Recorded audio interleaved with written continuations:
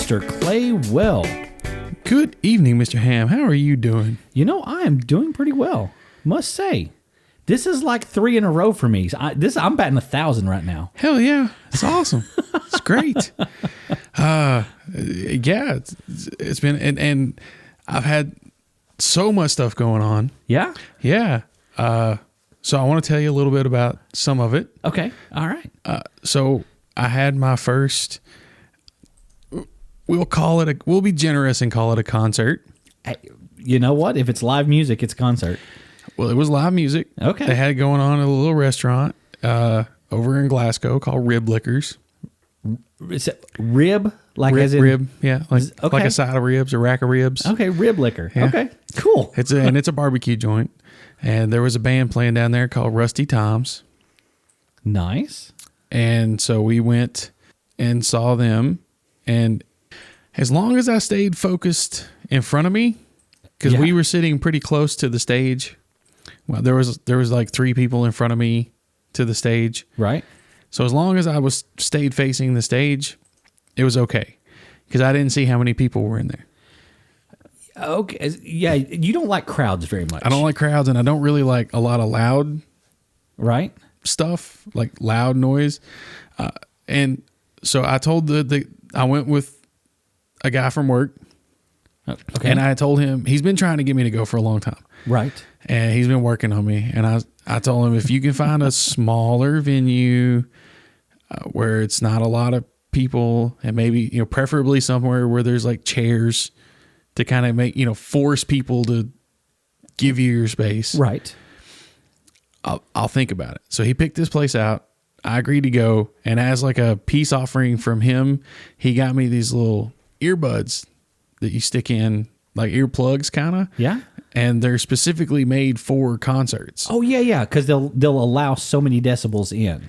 Yeah, and they have minimal impact on the sound profile. Right. They just kind of lower the decibels. Yes, I've seen those. Yeah, they're called Vibes. Yes. So he actually bought me a pair of those as like a, hey, come on, we'll have fun. So I went, and it was a good time. Like I said, we saw Rusty Toms. They play mostly covers of like 80s rock and southern. What is it? Southern country, that country rock kind of stuff. You know what I'm saying? I don't know the word, but like Skinner and stuff like that. Whatever that. Yeah. In that vein of music, southern rock, whatever you want to call that. Yeah, I mean it is southern rock. I'm trying to think the little area that it comes from, even like Tom Petty and them used to sing about it, and Skinner and Molly Hatchet. All of those 3 and Creedence, all of those guys like specifically would name this one place. It's something mud, something or other. I can't remember. Lord, anyway, I don't know. But we went and they played. And now one of the members of Rusty Toms, his son is the lead singer for a current rock band called Blackstone Cherry. Okay, I've heard of them. Yeah, and they do get quite a bit of radio play. They've sold several albums. They have big national tours they go out on, and they headline. Right. But we're at this little restaurant in Glasgow, Kentucky, and that's where these guys are from. They're from like Edmonton, Glasgow area. And his son, Chris, comes in and goes up on stage and plays a few songs with him. And I got to say, it's hard for me to put into words, but I do now kind of see what you were saying when I was asking about it before. Right. So when Rusty Toms was up there by themselves, they played well. Right. They've been doing it for decades. They know what they're doing. They play their instruments well. The singer did well. But it was more kind of mellow. Yeah. When Chris, the guy from Blackstone Cherry, got up, he sang and played lead guitar, and there was just a different energy. But other than that, it was fun. The food out there was pretty good, I can say. If you're in the area, they have decent food there. Cool. So if you want to stop by and do that. But I just had to talk about that for a second. It's a touchstone to a previous episode that, I had mentioned I'd never been to a concert. Well, now I have it in a small way. Still nothing like arena rock or big, huge show, but yeah. And like I say, those are completely different than what you see in those small venues. I mean, it's just, it's awesome though. All of it. I enjoy it all. And the big crowds don't really bother me so much. So, I mean, I can be just as comfortable with, 30,000 people as I can with 30 people. Oh Lord. It's just the thoughts of that makes you cringe, doesn't it? Just the thoughts make me cringe. But speaking of big crowds, yeah, I want to say thanks to everybody listening. Holy cow, we have just passed another milestone. Yay! What 2 episodes ago was our 25th episode, right? And now I can proudly say, for all time, we have over 1,000 downloads now. Yay! Thank you for listening. Yeah. Thank you, everybody out there, for listening, and thanks for the support. It means a lot. You are why we do this. I mean, we enjoy it. I love sitting down with you, Claywell, and chit-chatting and having a good time. But, I mean, and I would do this if there was one person listening, and that would be you. However, I do love that other people are listening. It makes me happy. Yeah. Oh, me too. And I got to say, our... not the most recent episode we just did, but the one before that has now become our most downloaded episode. Yay! The TV shows. The TV show remakes. Yes. Is the one we just did. Yeah. It's now our most downloaded episode. Awesome. And so the last episode we did with the whole Black Mirror thing. Right. Dude, the other night, Mom downloaded and listened to it. Mm-hmm. And she got up the next morning, like this was over the weekend. And she was like, okay, the episode last night was different. I was like, oh, okay. She goes, it's kind of scary. And I was like, yeah, it is. I mean, I don't want to scare people, but when you're dealing with this show, that's the way the subject matter goes in the show. Like, it kind of takes it to a dark place. It's very reminiscent of like Twilight Zone or The Outer Limits. But the part that really scares me is just how rooted in reality. That's some what of she it was is. talking about. Yeah. She was saying that the scary part is by far the fact that that there's like really people out there that are doing these things, and it's crazy. But that is awesome. I am so glad that people are listening. Yeah. And thank you everybody for the listening, and we really appreciate it. We love you all. Thank you. Yes, indeed. So, I'm just going to go ahead and say it. Good luck with this episode. Yeah, I need it. You need it, but realistically, I probably shouldn't say that. Since we're producing something, I should probably use something different.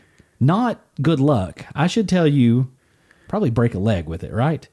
Because it's bad luck. Isn't it bad luck to say good luck with any kind of a production, especially Broadway productions and things like of that nature? Theatrical productions, yeah. You want to say break a leg. You want to say break a leg. You don't want to go out there and say, hey, have a great show, or good luck with tonight on the show. Yeah. Or if you're French, you might say merde. Yeah. So, but I thought maybe I shouldn't say good luck with this episode because that may jinx us or something. I tell you what, I'll cross my fingers and all right, knock wood. Throw a little bit of salt over your shoulder. Throw a little salt over the shoulder. Yeah, I'll take care of that. Okay, you can wish. All right. Yeah, you can do it. We'll and I won't blow smoke up your butt whenever we're doing all this. I won't do any of that kind of stuff. Okay. Well, I appreciate that a lot. So obviously tonight we are only a couple of days away from Halloween. Right. So happy Halloween out there to everyone. Ooh. And tonight we're going to be talking about something that I find fascinating. I think it's kind of funny. We're talking about superstitions. Right. So superstitions. Yeah. And I always have said that with Mom because she is one of the most superstitious people I've ever met in my life. And she does the silly ones, like some of the silly ones. So I'm like, really, Mom, are you being superstitious again? And she's like, oh, I hate it when you do that. Well, maybe it's one of those things that's like voodoo. Hoodoo. It works if you believe it. Okay. Maybe. I don't know. That's like creating your own destiny, though. I mean, sort of. So okay, I can see that. I can see that happening, but it's a lot of it is just silliness, is it not? Well, I mean, so like, what is this? Is this obsessive compulsive behavior gone cultural? I don't know. I don't know if it's obsessive compulsive or if it's simply just fragments of past culture that's sneaking its way into our everyday life. Well, I mean, you know what I'm saying though. Like, you get the guy that the one time he touched the door handle 3 times and he had a good day. So now every time he leaves the house, he has to touch the door handle 3 times. I mean, you know, is it something like that that's just like gone viral and everyone does it? Or the thing is it had to have happened to more than one person, or it had to have rooted itself in some kind of reality for it to be any kind of anything, right? I mean, yeah, I think so. I don't know. That's what's weird about it. Like, I don't understand, like, where these all come from. Well, that's the thing. We're going to touch base on a few of them tonight. We have Mr. Claywell and I gone through and we've picked out a few superstitions that are more common. Yeah. And we're going to kind of discuss where they come from and how they kind of apply and maybe even if we've seen them happen, personally. Because, I mean, there's some of them, I got to say, there's one that Mr. Clay was going to talk about that I still yet do. And I don't know why I do it. I have no clue why I do it. It's just that I do. And I don't know. It's just, I don't know. They're just strange. They're just strange little quirks of our ways of life, I guess. So, yeah. So why do we do these things? And that's what we're looking at. And where does it come from? Where did it start? And some of these, no one really knows for sure. Some of these have numerous possible explanations. True. And the first one I would like to talk about is knocking on wood. And see, that's the one that I was saying, that I do that. Right. And why? I don't know why. It's just someone said, hey, you better knock on wood. And so I was like, okay. So right. I knocked on wood. Well, there's several different theories as to why we do this today. Okay. You knock on, it's common that you would knock on wood to ward off bad luck or to bring yourself good fortune. Okay. The phrase knock on wood, or if you're British, touch wood. Oh, just touch wood. Just touch wood has been part of the vernacular since at least the 1800s. Okay. No, hardly anyone agrees as to where exactly this started. Okay. Some of the more common explanations can trace it back to pagan cultures, such as the Druids. Okay, I can see that. Who believed in the spirits and gods that resided in trees. Right. So that you would knock on a tree trunk, possibly, as a way to rouse the spirit from within the tree. Okay, and call upon it for its protection. See, like the Wiccan and Druid, like that makes sense to me. That makes sense to me as far as where it would culturally come from. That makes sense. That's awesome. Right. And so another one, commonly when somebody tells you better knock wood, it's because you've just boasted about something, right? Either boasted about something or you're trying. I've always heard that if you don't want something to happen, so like you, right, but exactly, you're gonna say like, but like I'm gonna do this thing, and they're like, well, you better knock wood, so it works. Yeah, exactly. Like so, I don't want that to happen. Right. So knock on wood. Yeah. So another theory is that the reason you knock on wood is obviously, as you guys can hear out there, that makes a lot of noise. It does. When you knock on the wood like that, it keeps the spirits from hearing what you're talking about, so that they don't know that they should come and interfere in your business. Interesting. Right? That's I had not heard that before. Yeah, that's another possible theory. Another theory states that it could be that you're knocking on the wood to chase away the evil spirits. So you're making noise to scare them off. Scare them away, yeah. Uh-huh. I don't know why a spirit would be afraid of a noise, but... Well, I mean, they are spirits. Who knows? Right. And, I mean, realistically, wood has been used in rituals of all kinds throughout history. So... Indeed. I guess, one of the things, and this comes from, hanging out with people that practice, this religion. One of the things that you would do, like in Wiccan ceremony, is to clap wood together, and that would ward off spirits. So, okay. Yeah, I mean, they don't necessarily call it knocking on wood or anything, but that just kind of clears the area. And then you would smudge the area with sage or whatever. But yeah. Okay. Well, there's still lots more for this one. Oh, yeah. There's so many theories about why we do this. Christians have put forth that it's a practice that ties the wood symbolizes the wood of the cross. And you're calling on that for the protection of Christ. Now, okay. Another strong contingent is considers that this comes from a much more recent phenomenon.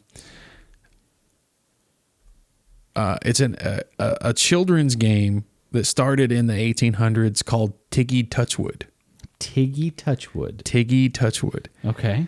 It's sort of like a game of tag where you're only immune from being caught while you're touching a piece of wood, such as a door or a tree. Okay. And it's a children's game, a playground game. So, being as that it was a popular game, both the children and the adults were aware of it. Everyone realized that the wood was a symbol for safety. Okay. And that this is especially where the British saying touch wood comes from. Okay. And the people that believe that one typically claim that those claims about it going back to tree spirits and all that is just complete nonsense. Huh. Okay.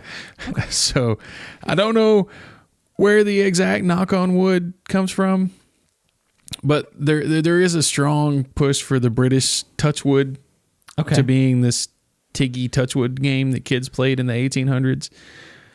So who knows? But those are the more commonly held concepts of why we would knock wood, what the purpose it might serve. Okay.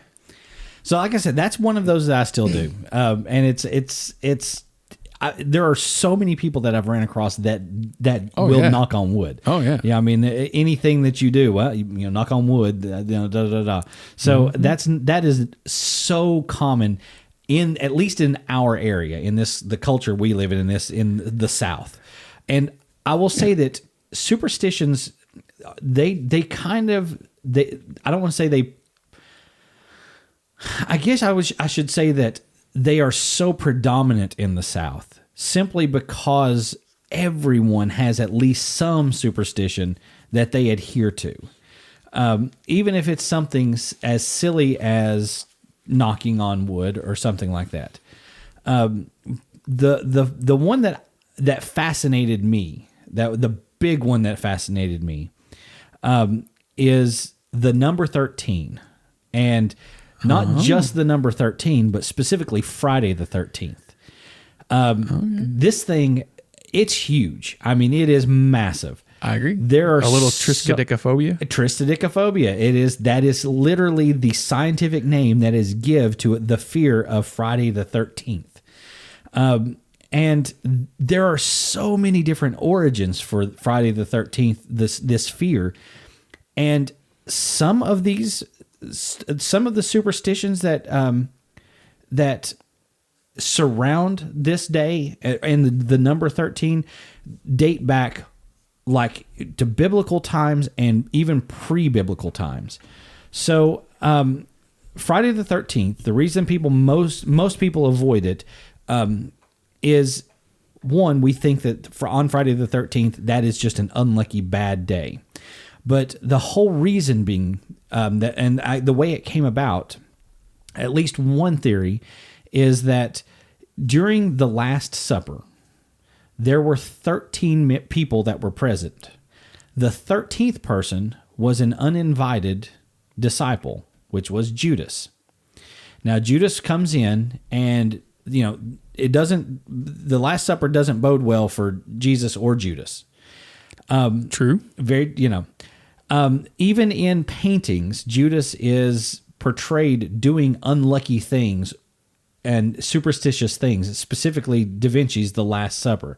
And I know you'll probably talk about that in a little bit. That actually is one of my other talking points. Yeah. Okay, so I'll leave that for you.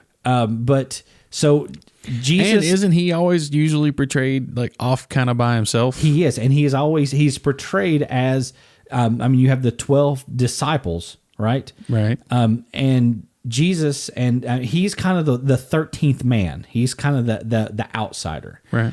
So all of this, is one origin, but commonly for us in Western culture, Friday the 13th actually stems from October 13th, 1307.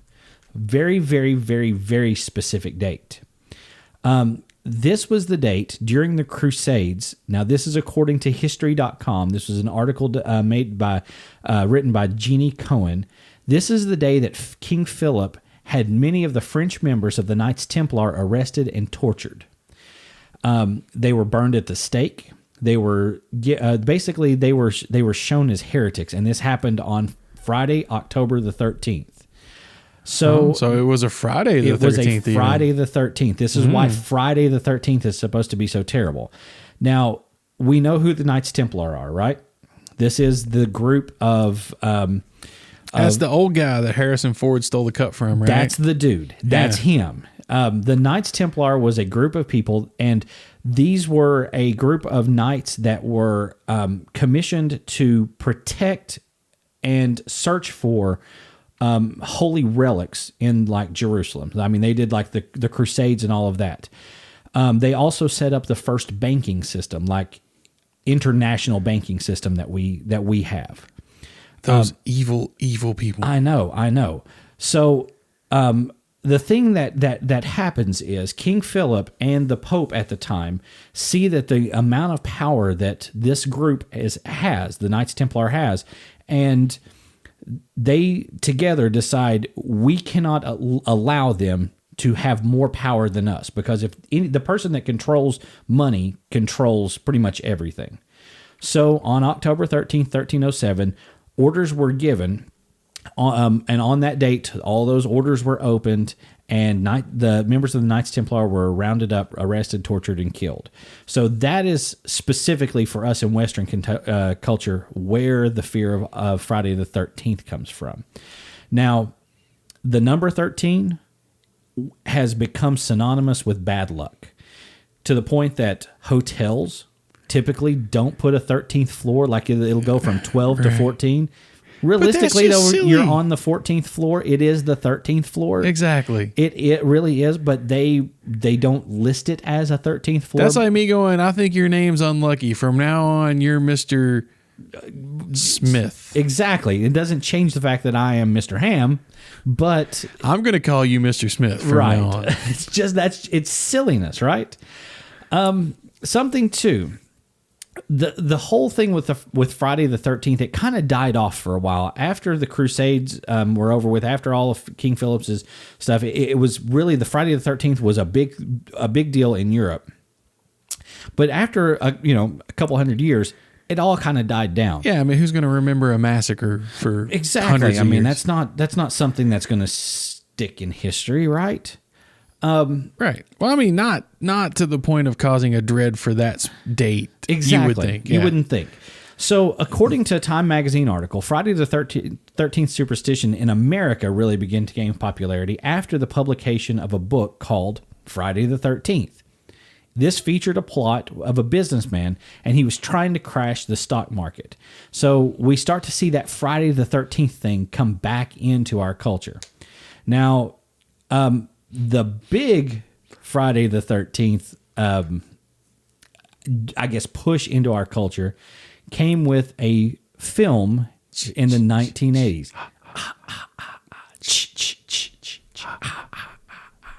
So, for those of you who have not seen the film Friday the 13th, or any of its 35 sequels, the original was really decent.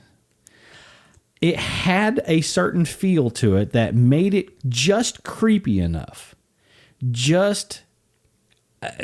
was enough that happened off camera to make you go, oh, you wanted to see what was happening, but they won't show you.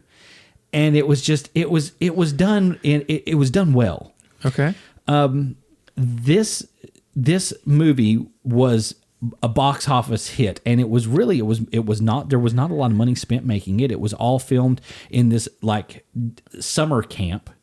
Right. And the cast that was in it, a lot of them went on to become like very, very famous. Johnny Depp, Kevin Bacon. These guys are, I think it was Johnny. I'm pretty sure it was Johnny Depp. I think he was in Nightmare on Elm Street. He was Nightmare on Elm Street. What am I saying? But Kevin Bacon for sure was in it. Okay.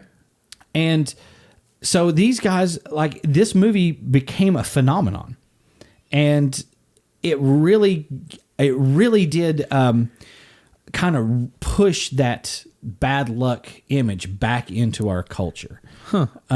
So yeah, that was one of the things that I thought was very, very, very. Friday the 13th to me is just one of those fascinating dates, because it doesn't matter who you are. If it's Friday the 13th, all you got to do is mention someone. Oh yeah. Today, by the way, today's Friday the 13th, and instantly they have bad luck the rest of the day. Yep. It's almost like a preconceived destiny that they're just moving towards. But that's what I'm talking about earlier. Yeah, I know. You know, it's like, it's one of those things that works if you believe it.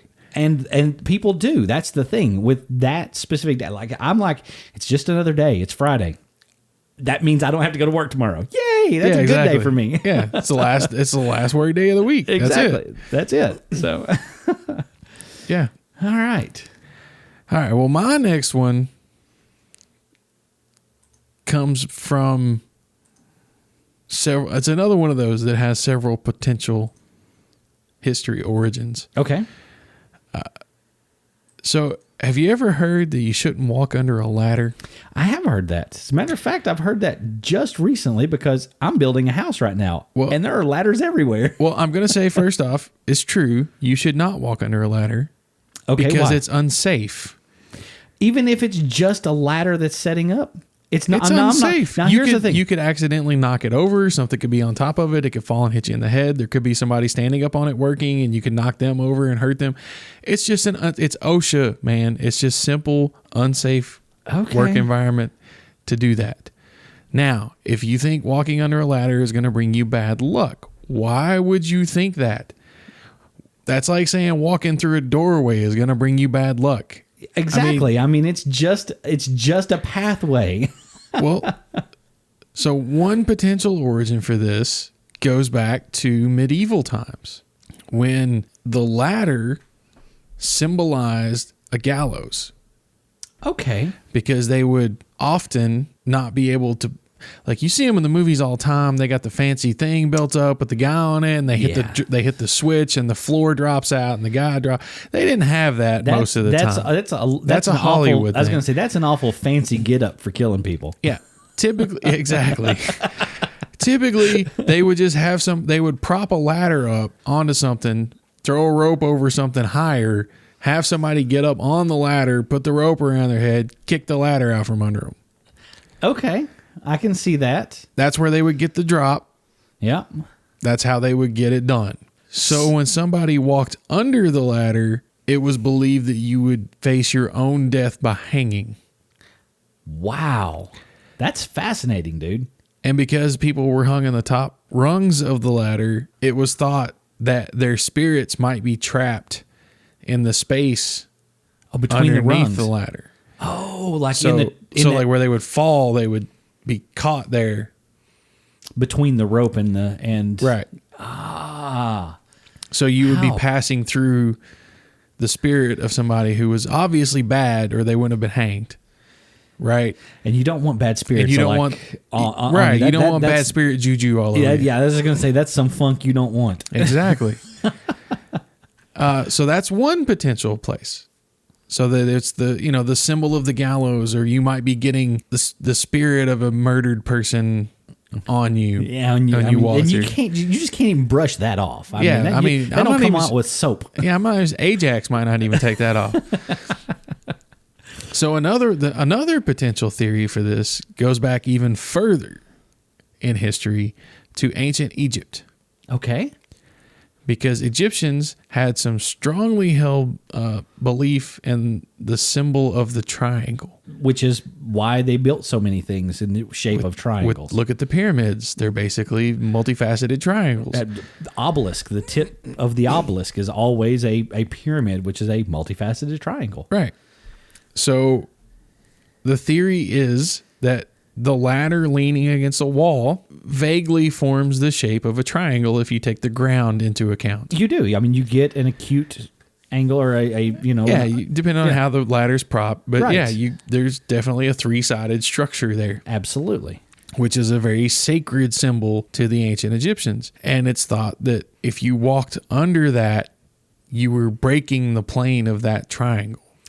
Which was bad. Which is bad. I guess my question then would be, if this were the case with even the Egyptians, the pyramids themselves had passageways into them. They would pass into those. But they wouldn't once it was complete. Ah, okay. That was the tomb. And it was sealed. It was sealed. Okay. They would put everything in it and then complete the structure and seal it. Aha. Okay. That makes sense. So, and it was the gateway. The power of the triangle would open the gateway to the other world. Okay. So that when the spirit resurrected from the body, they could cross over.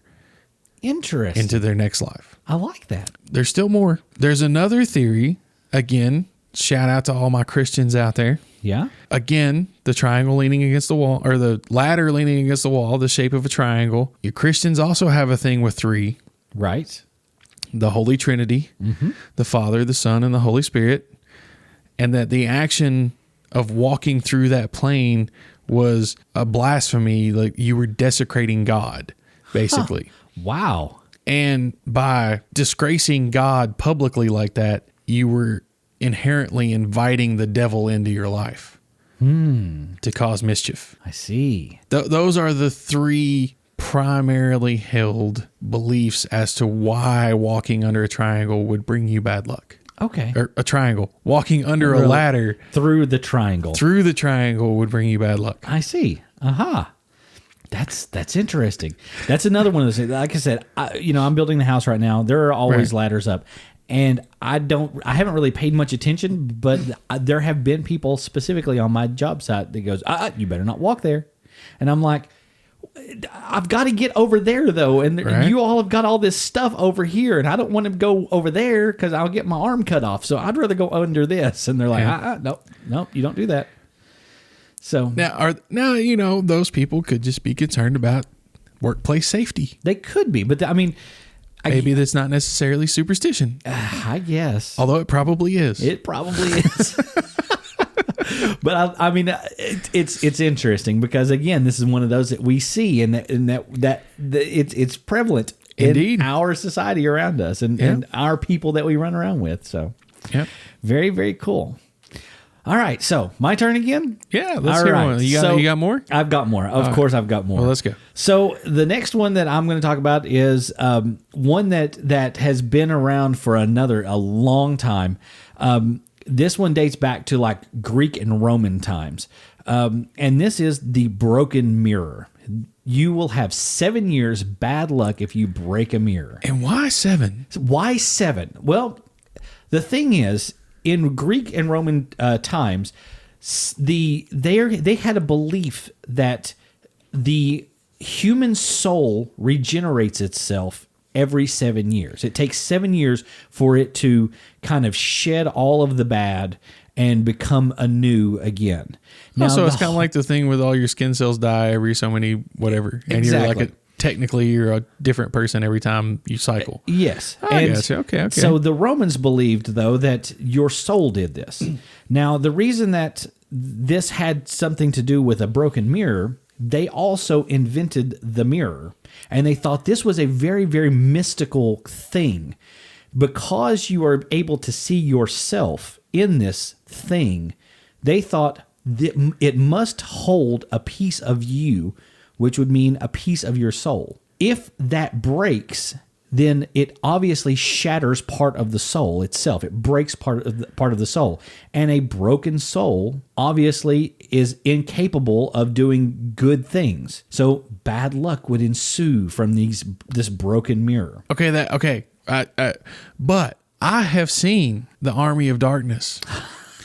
I love that movie. And when the mirror breaks, you just get like 100 tiny little souls. But they're little. But that's what I mean. It's fragmented though, and it's shattered, and you don't have a whole soul now. There's a bunch of little ones, and each one of them is incapable of doing what one large soul could do. Right? Okay. So yes, basically it says that it was a mirror. If a mirror were to break, your soul could possibly be trapped in this broken world, and a broken soul, of course, equals bad luck. This is what the Romans thought, and every 7 years it would regenerate. So that is kind of where we get that. This has been such a prevalent. Yeah, this has been something that has been part of society since the times of the Greeks and the Romans. And because mirrors are so fragile, made out of glass typically, they are easily broken. And this is one that has just lived through our history. And it even though it has origins in, a couple thousand plus years ago, right? This thing still is relevant today. People still believe this. Well, and I'm wondering too, if part of it is not, maybe, I don't know, but especially back then, not so much now, but back then, to have a glass mirror, especially, you had something. You had to have some money. Yeah, very, very valuable. And I'm wondering if that wasn't a way to kind of, you better make sure you don't break this. You take care of this item. You know what I'm saying? Now, the original mirror, of course, was made out of steel. It was polished metal. Right. But once they were able to get glass to do what they wanted it to do, they figured out, hey, you can make this stuff reflective. And yeah, and you're right. They were extremely expensive and hard to come by. So I'm sure that that's part of it as well. I would guarantee that that's part of it. You got to wonder what they would think if you took a picture of them back then, Oh my God. I mean, the first photographs that were taken. Your soul. Exactly. That people thought they were part of their soul ripped out. That was photography was. That's some crazy stuff. That one was a fairly short one, but all of the. Well, I've always wondered, what possible reason could people have had for saying that this is bad luck? Well, you're right, and this is one of those that all of the historical, I guess, it all leads back to this one spot. Unlike some of the others that we're talking about, where you have 4 or 5 different theories or 3 or 4 different theories about where this comes from, this is one of those where they go, this is where it started. And they pretty well know that it was Romans that came up with this. Okay. So, yeah. And now, it's just kept going. The cynic in me has to say, if your soul renews every 7 years, what if you were already 4 years into your and you break the mirror? You'd only have 3 years of bad luck left, right? Yeah, I guess so. Maybe. I don't know. I really don't know. Or maybe it's like a constant regenerative process, so that it's like a completely new soul every 7 years, but there's always a little piece of it left for that entire time. How? At what date does your soul stop regenerating and start again? Type thing.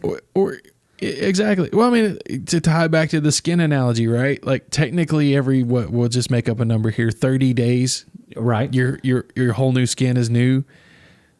So at that point, but it's not like.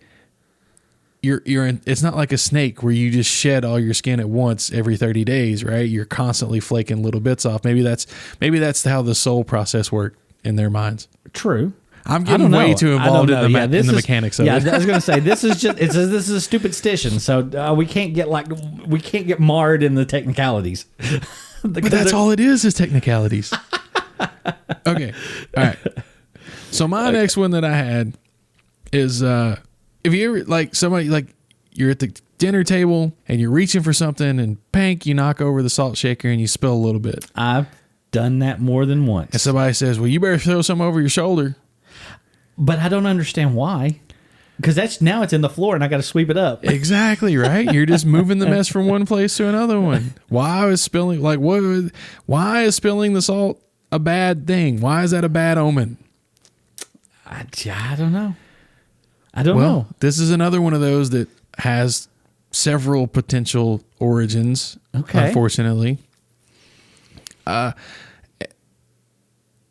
One of the more prominent theories and one of the oldest theories is that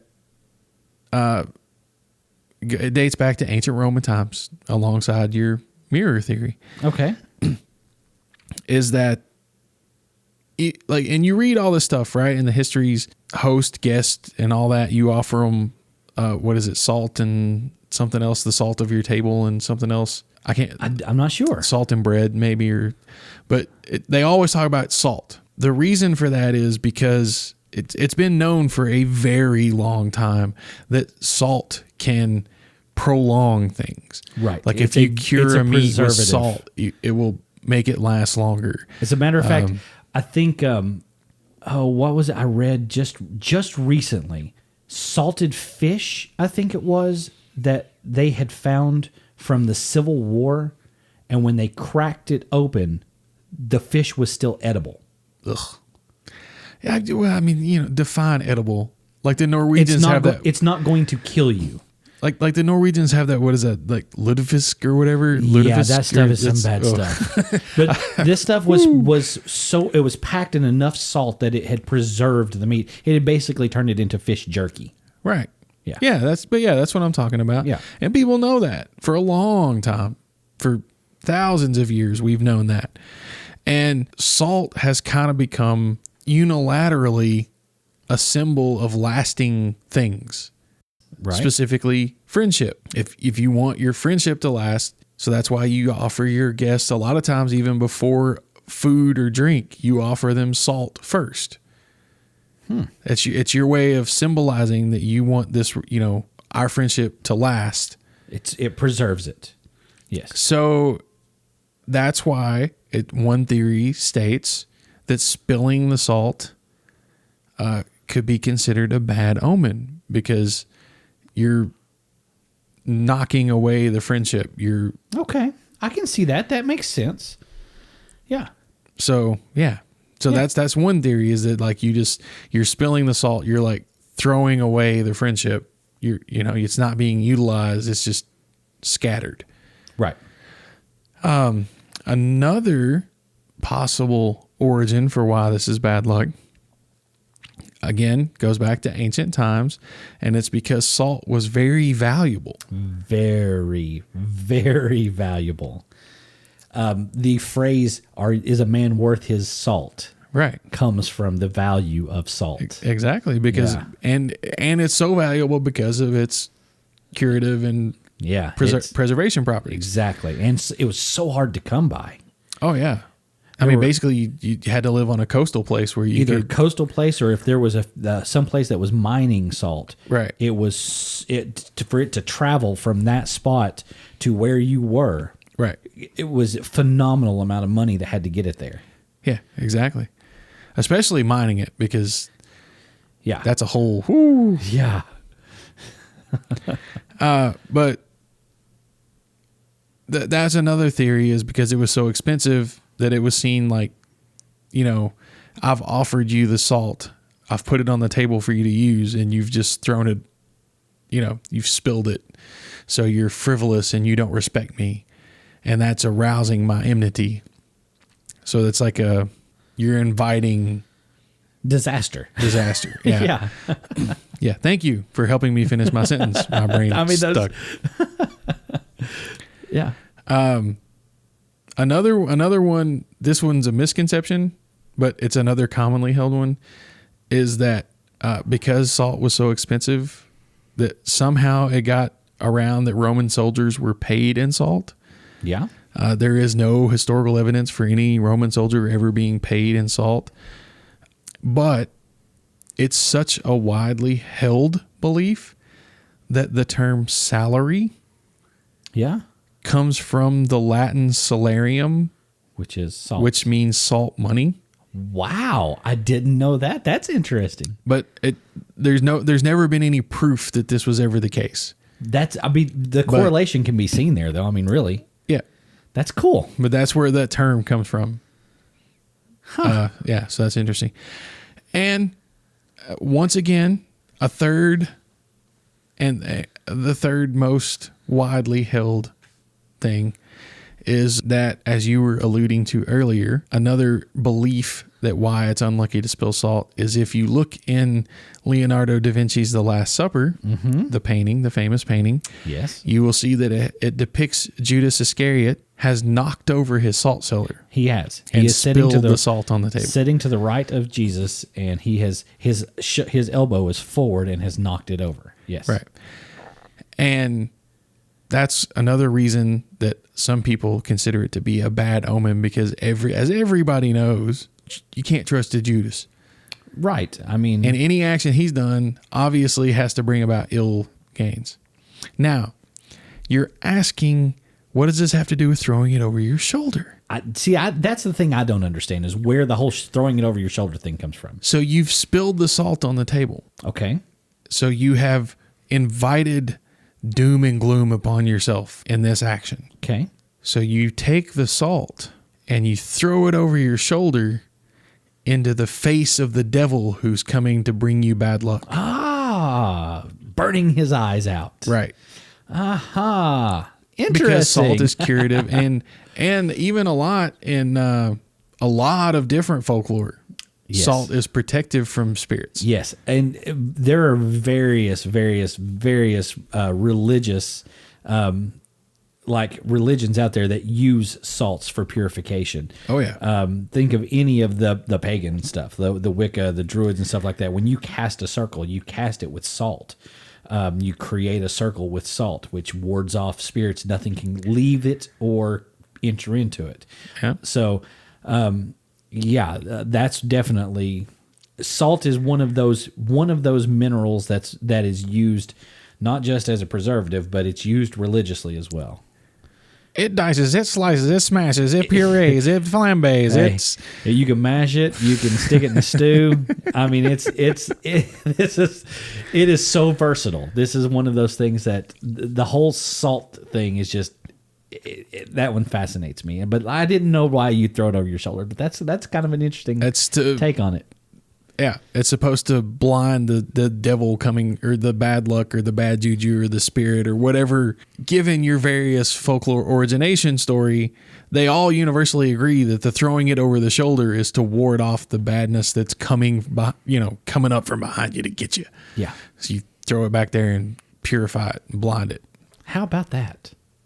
Dude, that's cool.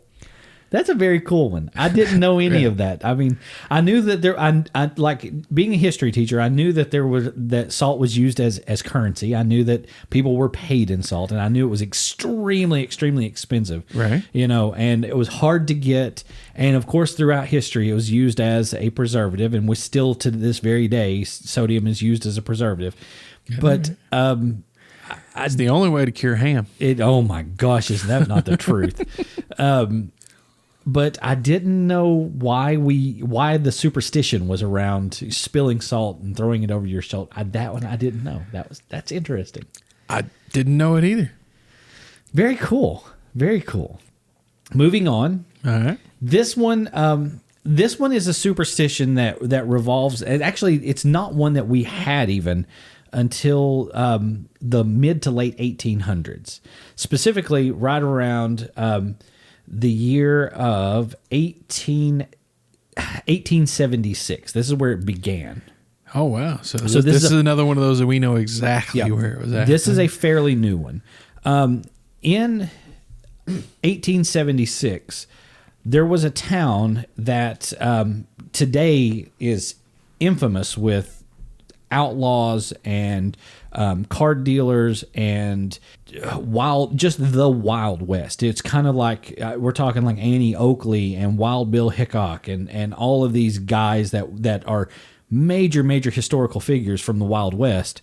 The town was Deadwood, and this was in the Dakota Territory. Now, Deadwood was a boom Swedgen? Yeah. So Deadwood was a boom town that popped up after gold and silver was found in the area, and it just kind of popped up overnight. As a lot of places out west back then. A lot of places. Yeah.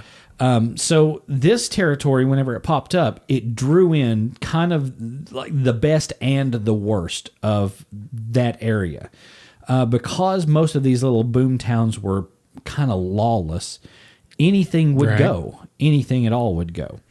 And one of the people that ended up at Deadwood was a pretty infamous lawman by the name of James Butler Hickok, better known as Wild Bill Hickok. He was a wagon master, soldier, spy, scout, lawman, gunfighter, gambler, showman, actor. He kind of did it all. This guy was a jack of all trades. I would say the only thing he was really good at was hustling, because he was able to convince people that he knew the best way to do anything. That was kind of his thing. Now, Wild Bill was born May 27th, 1837. He died August 2nd in 1876. He was 39 years old. And the cause of death was he was murdered. He was shot in the back of the head. Now, the superstition that comes from this is actually, it revolves around what Hickok was doing when he was killed.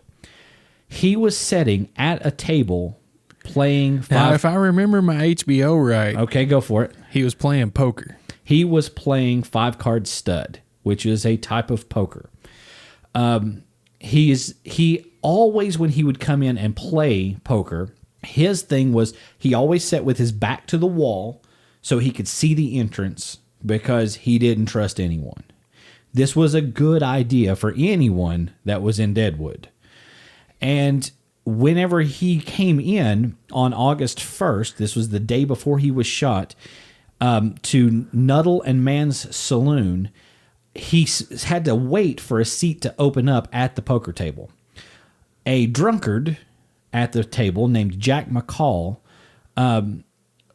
had lost massive amounts of money at the table, and when he finally was dead busted broke, Hickok walks up to him, encourages him, hey, you might want to leave the table at this point because you're upside down, and you probably want to go and see if you can recover some money to even up with the house, because as it stands, you're not doing good. I'll even give you some money for breakfast in the morning. Go sleep this off, come back, get you a good meal, and tomorrow, you may have to go out and do something to make some money. So that sounds like a nice act. It does. McCall, though, in his drunk state, is insulted by this. Basically, he feels like he's being spoken down to by Hickok. Well, Mr. Wild Bill going to take pity on the poor country. Exactly. So whenever he gets up and leaves, he actually accepts the money and leaves. But it's you can tell he's insulted. The people around, basically, as he was leaving, just his demeanor was, I can't believe this person spoke to me this way. And Wild Bill sits down in his seat, takes his spot at the poker table, and plays throughout the rest of the night. Now, the next day, I should say, Hickok was back at the table playing poker again. He usually sat with his back against the wall, but he did not have that seat available to him. So the only place that was open was a chair that was facing the wall, which meant his back was to the front door. A couple of times even, he asked other players at the table, a guy named Charles Rich, to change places with him. Right. Rich says no. He refuses. Yeah, this is my lucky cherry. I'm getting good cards here. You can't have this. That'll change the whole deal and everything. Nuh-uh, not going to happen. So while Wild Bill is sitting there playing cards, McCall, being insulted the night before, walks into the saloon, walks up behind Hickok, drew his Model 1873 single-action Army .45 caliber revolver, shouted, and shot Hickok in the back of the head. He shoots him at point-blank range, and Hickok died instantly at the table. The bullet actually emerged through Hickok's right cheek and struck another player, a riverboat captain named William Massey, in the left wrist. Now, the superstition from all of this is the hand that Wild Bill was holding when he was shot.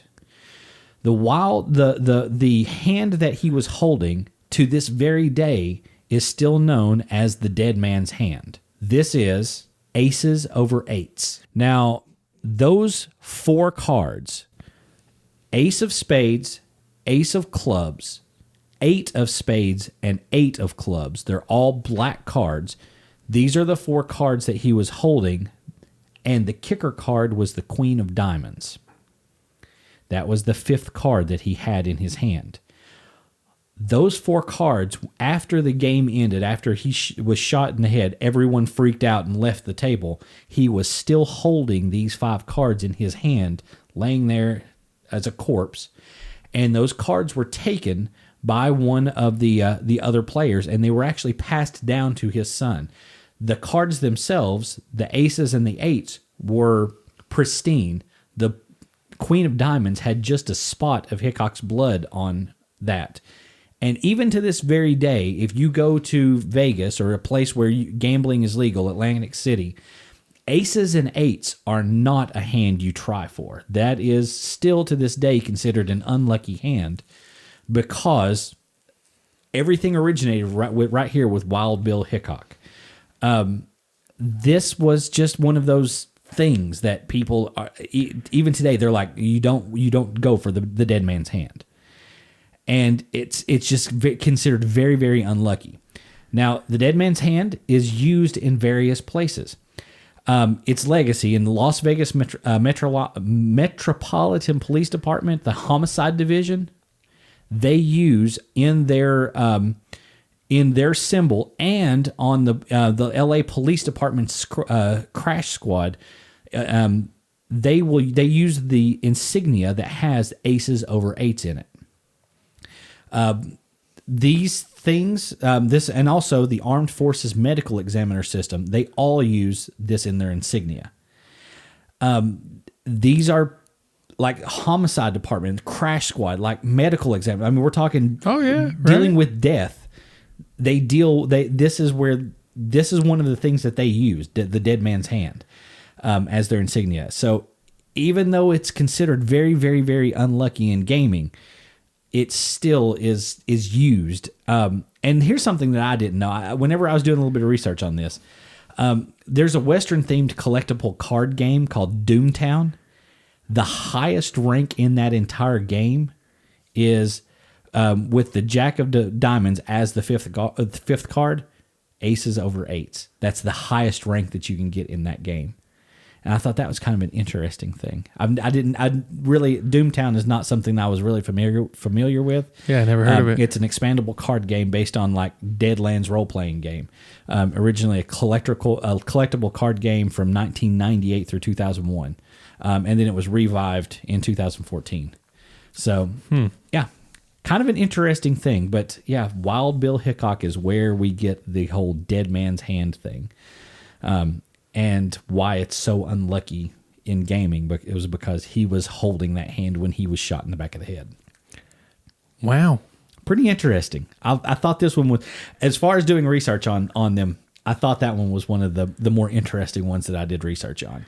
Because I love stuff to do with the Wild West and stuff. I have literally spent, like, in the winter at Hinkle, whenever like we'd have those snow days, if it was a really, really snowy week or whatever, I have literally spent days diving through like the Earps and the cowboy gang and you know, all that kind of stuff, because like one would lead to another and then another and another. And Right. it's just amazing how much information is out there about those guys, and every one of them is fascinating in a different way. It's pretty cool. So what was the guy that, like, he came in the door and he was like, "Thank you for the breakfast money." Pow.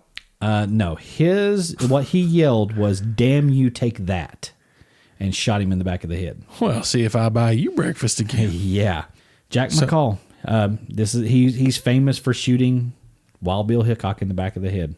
It's not a very nice thing to do. Yeah, he had a couple of different things. His nose had been broken in because he drank a lot and he fought a lot, and he was known as Crooked Nose or Broken Nose Jack.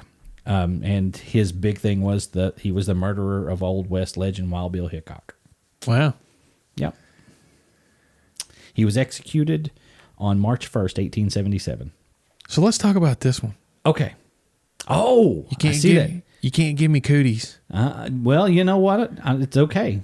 I don't have my fingers crossed right now, but you do. I do. I can't get cooties. You can't get cooties. I can't get no cooties. So, I got my fingers crossed. okay. So what is the deal with fingers crossing? What is the deal with crossing anything? Because I've heard cross your fingers, cross your toes, cross anything you got, because, you know, it's bad luck if you don't. Well, this one has a few potential, but it's mostly one real thing. It can be traced back in the Western world as a symbol of good luck. But originally, crossing your fingers was not a solo act, and it wasn't really done for protection. Okay. So there's two main competing theories with the origins of finger crossing for luck. The first one goes back and to a pagan belief in Western Europe in the powerful symbolism of a cross. Okay. That makes sense. That specific intersection was thought to mark a concentration of good spirits and an anchor to a wish until it could be brought true. The practice of wishing upon a cross in the early European cultures involved to where people would cross their index finger over that of someone expressing a wish to show support. Okay. Eventually, wishmakers realized that they could do it alone and impart the benefit of the cross to their wishes without anybody else's participation. Hence the crossing your middle finger over the index finger. At first, they would cross their two index fingers, effectively making an X or a cross. like a plus sign. Yeah. You know, and then finally they adopted the one hand crossing that you would think of as when I say cross your fingers. Cross your fingers, yeah. Wow. Now the other goes back to the early days of Christianity. Often in those times in Rome and whatnot, people were persecuted for their religious beliefs. And to recognize another Christian, there were several methods that had been developed, of which one was a symbol. I don't know how to describe this, but it's basically you're crossing your index and middle finger and pressing your thumb up to it. And it's supposed to be the symbol of the ichthus or a fish. Okay, I definitely can see that. Yeah, the ichthus, yeah. Yeah. And that's how Christians would identify each other. Okay. Without saying I'm a Christian. Out loud. Because they would be persecuted for exactly. it. Yes. So then eventually it was dropped down minus the thumb, and it just kind of became the fingers crossing.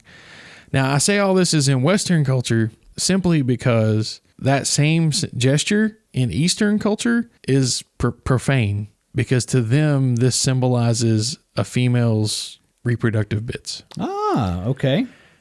So some Eastern cultures, for example, a similar, like if you wanted to wish somebody the same kind of thing with a gesture, you do a thing what they call pressing the thumbs. I've seen that. So you would do this. Yeah, you tuck your thumb in your fist. Inside the fist, yes. And that's called pressing a thumb. And that's a similar gesture in some Eastern cultures to crossing your fingers. They consider this rude because basically you're calling them a vagina if you do that to somebody.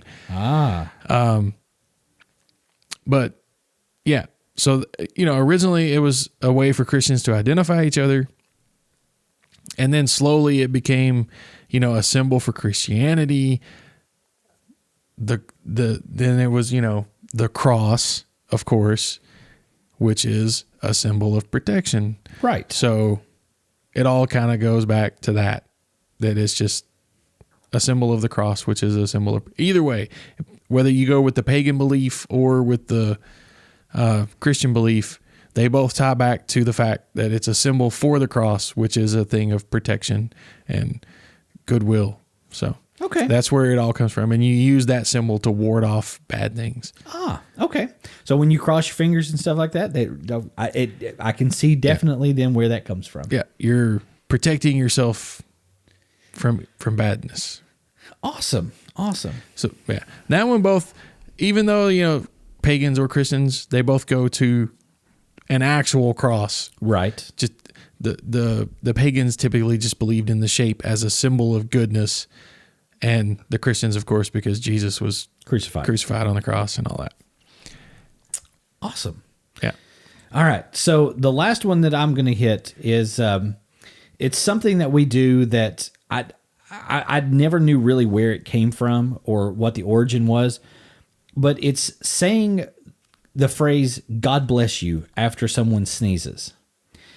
Now, right now, Penelope, that's her big thing. She will literally walk around the house, and I don't know where she picked this up, but she'll walk around the house and she'll look at us, or she'll go, achoo,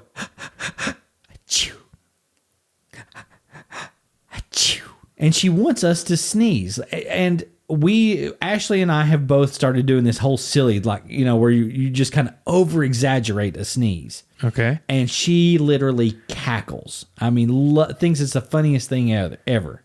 So the polite response to someone sneezing in our society, in our culture, is to say, "God bless you." Even at Walmart the other day, I sneezed. A perfect stranger was like, we were looking at clothes and things, trying to get some pants for Penelope. And he was a good 15, 20 feet away from me. He stopped dead in his tracks, looked back and said, "God bless you." And I was like, right. Thanks. And then he went on. And after that, I was thinking, because I was doing the research on these, and this was not one that I was going to do. But I thought, where does that come from? Why do we say that? So this phrase is attributed back to Pope Gregory the Great. This is during the time of the bubonic plague. Now, he said to people who were sneezing, he would use this phrase, "God bless you," as a blessing, because during a sneeze, they believed that parts of the soul could escape the body, as well as the heart momentarily would stop, just quit, and then start back again. Oh, okay. So what this whole "God bless you" thing was a way of welcoming this person back to life. God bless you. Welcome back. So they thought that during a sneeze, you died for just a second. Your soul left the body just as if you were asleep and dreaming, because they thought the soul left the body during that as well. And they would say this phrase, "God bless you." Today I learned your soul just kind of takes off whenever it feels like it. Yeah, pretty much. Your soul was just kind of a thing that. But that's okay. You'll get a new one in 7 years. Yeah, the soul was out of your body, and yeah, the folklore explains that when the soul escapes the body because of a sneeze, you need to welcome it back. And "God bless you" was the phrase that they used. It's one of those, again, we still use it today. It was said to me just literally 2 days ago, if I'm not mistaken, 2 or 3 days ago. Oh, okay. So, now, see, I didn't know that. I didn't research it, but I had heard a similar thing to that in the past. That not that you died, but that a sneeze was like your spirit trying to escape. Right. And so you would say, "Bless you" to keep your spirit. To keep it in? Yeah. Huh. I had heard somebody told me that a long time ago, and I guess it's very similar to what your research turned up. Yeah. That was what I found out. So interesting. It's interesting. To me, I find most of these that we've talked about to be very, very fascinating and interesting. Superstitions in general are kind of fascinating. There's one bonus I'm going to throw in there, and it's not one that we put up on our outline. It's not one that we threw in the notes or anything like that. But this is a personal superstition that I got to witness, had the pleasure of witnessing a few years ago. The first time that Ashley and I went to Charleston, South Carolina. Now, Charleston, South Carolina, beautiful, beautiful town. If you've never been, I strongly urge anyone out there to go. Very, very, very historic. We're talking, the place where the Civil War began. Yeah. They got that good seafood restaurant you mentioned on a previous episode. Seafood is the greatest seafood I've ever eaten in my life. The whole downtown area is very, very, very historic. Our Declaration of Independence was at one time housed in the old courthouse there.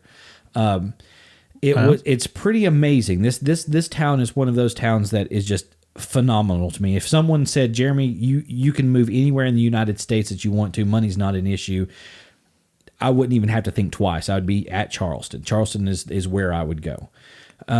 Nice. So while we were there is and I'm going to go ahead and plug for them. There is a tour company that you can go through called Bulldog Tours. And what they specialize in is historical and ghost tours of downtown Charleston. And they are all walking tours. So like the whole downtown area, it's a pretty good size, but like a typical walk might be somewhere right around a mile. Oh, that's not bad. It's not bad. Mile to mile and a half. And you can typically make that journey in about an hour and a half because you stop at various places and they'll tell you the story or the history of this area. So one of the things that they pointed out as we began the tour was for us to look at the doors in this historical area. And they just said, notice that all of the door frames, especially the headboard of the door, is painted blue. We were like, okay, that was really all that was said. Toward the end of the tour, after we walked all through the downtown area and saw that probably 90% of all of the doors there had at least the headboard painted the exact same shade of blue. The tour guide, he said, all right, did you notice that all of the doors have this? And we were like, there was probably a crowd of 20 of us.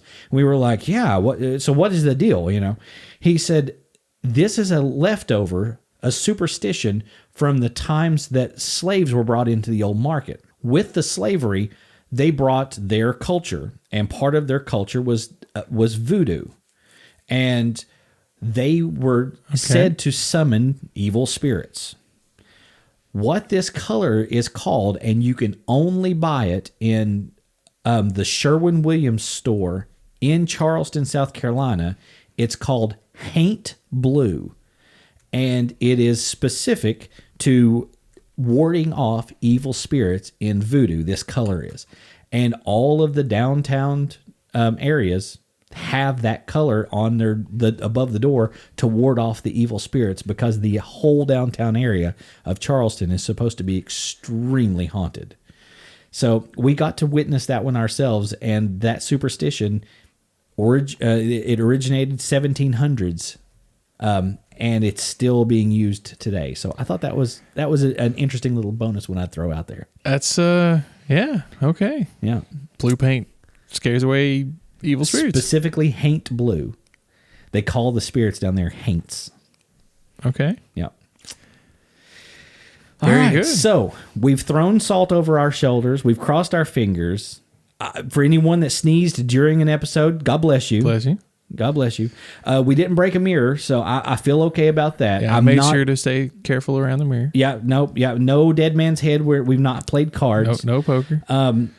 I don't think that we're finishing on an hour and 13. Are we finishing anywhere close to an hour? Okay, so we don't have to worry about the number 13. Yeah. So I think most of our superstitions that we have covered. Yeah. All my ladders are in the garage, tucked safely away. And before we end, I'm going to knock on wood. Okay. Everyone out there, thank you for listening. We have had so much fun with this episode. Indeed. I love the superstitions. And happy Halloween again to all of you out there. Yeah. And if you want to try to find us, we can be found at facebook.com/twomindspodcast. Yeah, you can tweet at us, Twitter us, use the Twitter thing and get in touch with us at twomindspodcast. You can send us an email through Gmail, twomindspodcast@gmail.com. And you can find this and all of our past episodes on our hosting site, twominds.podbean.com, or now on Spotify. Absolutely. You can search for Jason Claywell or Jeremy Ham, and we'll pop right up there in the podcast section. That is so awesome. I like popping up on Spotify. Yeah, it's cool. very cool. All right, dude, this was a fun one. It was really good. I gotta say that the superstitions, man, doing research on these, there's a lot to them.